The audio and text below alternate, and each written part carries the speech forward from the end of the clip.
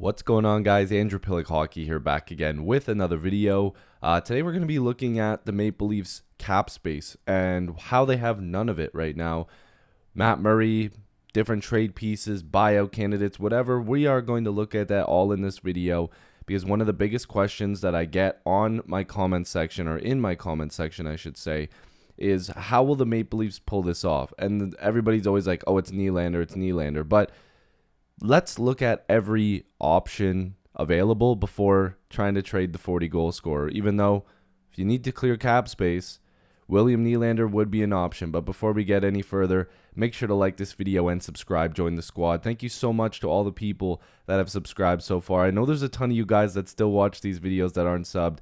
I'm trying to make this my full-time thing. I love creating content, and I genuinely love talking to you guys. I'm not just saying that for a click.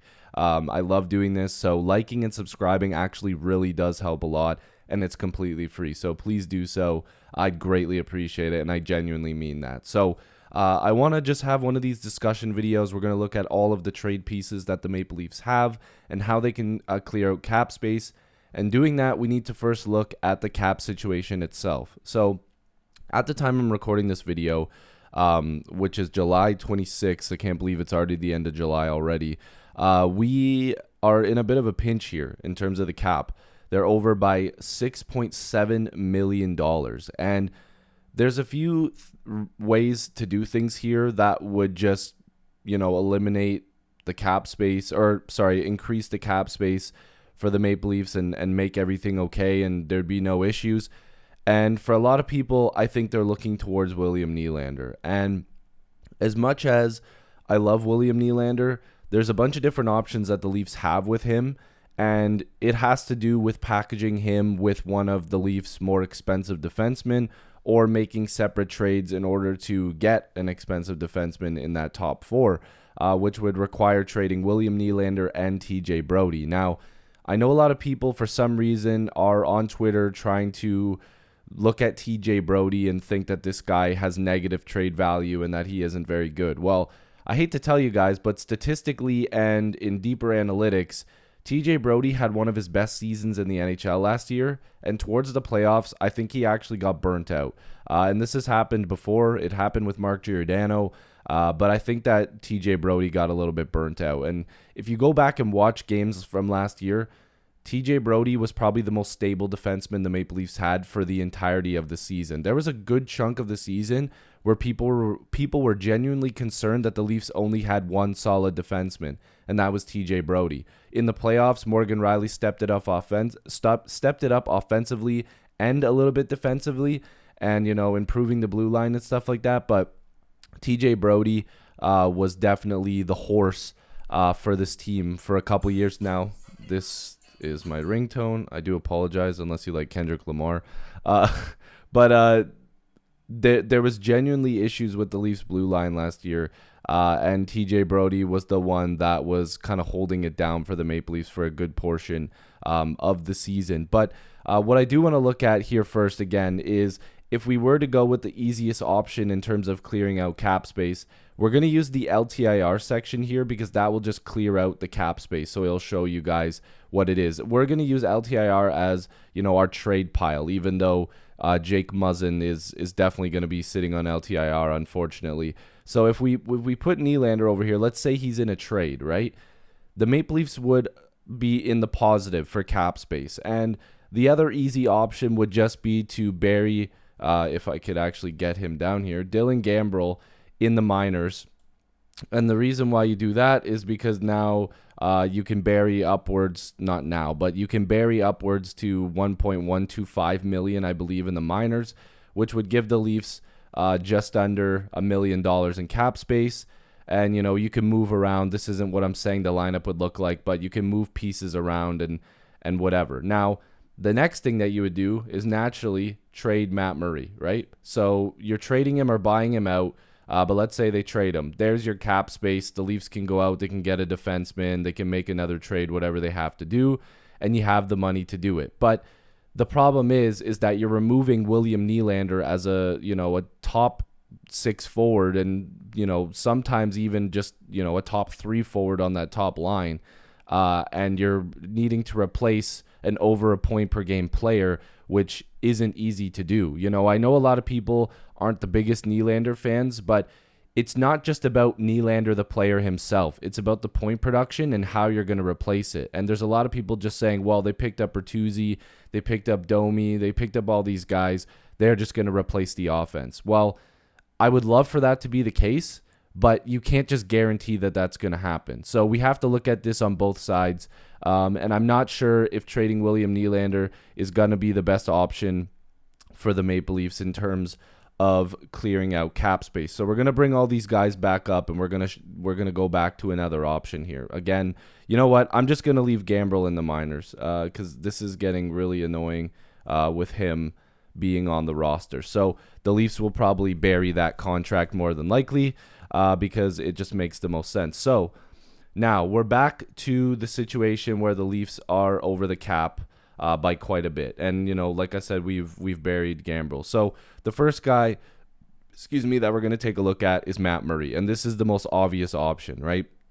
This guy, since coming to Toronto, hasn't been very good. There was pockets of time where he was all right, but he's just been injured for most of it. And this looked like a pretty big mistake on Kyle Dubas's part. I don't think anybody really expected this to work. I was being optimistic just because the Leafs did it already and you can't revert it. So it just didn't work out. So let's just say with the new buyout window that the Maple Leafs have, they buy out Matt Murray, right? That gives them a good chunk of cap space. Now, it will affect their cap space next season, but at least it softens the blow, and the Leafs only need to clear out about $2 million. And there's a bunch of ways that the Maple Leafs can do that. So now with Murray bought out, I'm wondering if the Maple Leafs look towards some guys that are depth guys that will potentially just help them clear out that cap space. So if you trade a guy like Connor Timmins, now you only need to clear an entry-level contract technically, but I'm wondering if the Leafs just go ahead and trade Sam Lafferty as well. Now, that takes a hit on your depth because now you've lost a pretty good depth defenseman in Connor Timmins and a pretty good depth forward in Sam Lafferty. And the reason why I'm bringing these guys up together is because they're kind of in the same boat. And I'll move Timmins over here. But if we're starting with Lafferty, that $1.15 million cap hit, he's actually pretty good. He's only 28 years old. And if we're looking at his numbers here, 6 points in 19 games previously with the Blackhawks in that same season. He had 21 points, including 10 goals. And then in the playoffs, he had 3 points, but he's really quick. He does a lot of good things, and this is the type of depth player that you want on your team. He can do a little bit of everything, so it would probably be a mistake for the Leafs to lose him, but with the cap situation, he's definitely a guy that does have positive trade value that would probably fetch you a mid-level pick or maybe a prospect that they think that they could work with, but it would suck to lose him. Now, the other guy, like I said, Connor Timmins, in the same boat, $1.1 million, only 24 years old, and there was pockets of times last year, and sorry, he's also got a contract for the 24-25 season as well, but there were times last year where he looked fantastic. So the Maple Leafs had him up in the NHL. He had 14 points in 25 games played, but of course in the playoffs he didn't play at all.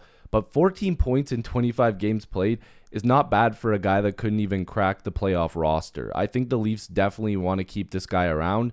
But if they have a guy like Timothy Liljegren already filling that spot, I think the organization likes Liljegren a lot. Although with Treliving coming in, he maybe isn't as fond of Liljegren as others are. But I think Liljegren has a higher ceiling than Timmins, and that could ultimately, get rid of Timmins at the end of the day, which, again, I'm not the biggest fan of. I don't think that it's, the best option. So, again, if we're going to move pieces back, Lafferty not being traded, Timmins not being traded, you're back to that problem. Still having Murray bought out, so you still have that cap space.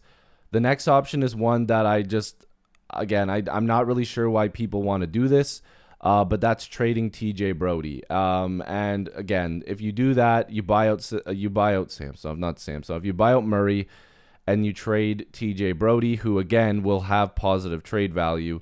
You have $3 million in cap space. And then the Leafs could also go ahead and trade a depth forward as well if they really wanted to. Maybe it's a Nick Robertson, which I don't think they should do, and I'll get to him in a minute.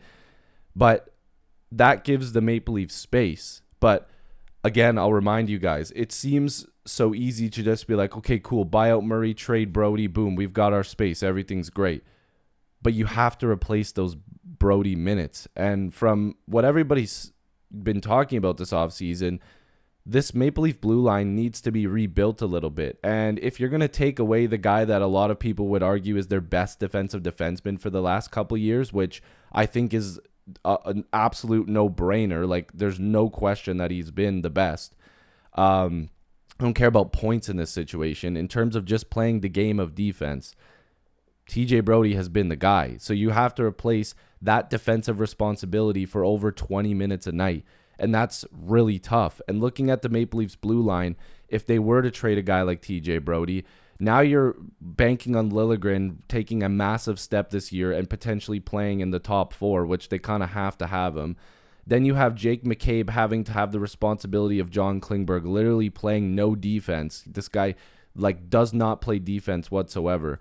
And then Giordano, who a lot of people aren't sure if he's even going to be capable of playing a full season, playing with Connor Timmins, who is a healthy scratch. So you better hope that with that $3 million, you can get a guy that can play in your top 4, but that's going to cost you in a trade as well. So the Leafs are just doubling up on assets just to get rid of a guy that they could just have next season without making a trade. I think the Leafs need to find a way to keep Brody and make another trade for a defenseman, unless you really, really get, a bona fide top 4 guy in like a William Nylander trade if that were to happen. So there's a bunch of pieces all over the place.